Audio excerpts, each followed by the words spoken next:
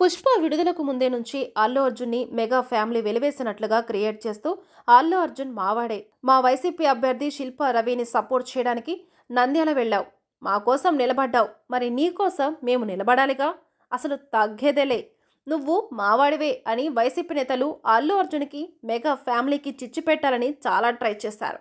అంతేకాదు ఏపీలోని చాలా ఏరియాల్లో వైసీపీ అభిమానులు అల్లు అర్జున్ పుష్ప 2 బ్యానర్పై జగన్ ఫోటో పెట్టి బైక్ ర్యాలీలు గట్రా చేస్తూ హంగామా చేస్తున్నారు. మరోపక్క పుష్ప ద రూల్ చిత్రంలో ఉన్న చిన్న చిన్న డైలాగ్స్ని సోషల్ మీడియాలో మెగా ఫ్యామిలీ అలాగే మెగా అభిమానులను రెచ్చగొట్టేలా ఆ డైలాగ్స్ని మరోలా మార్చి అతి చేస్తూ సోషల్ మీడియాలో వారు చేసిన పని చూసి చాలామంది చాలా రకాలుగా స్పందిస్తున్నారు.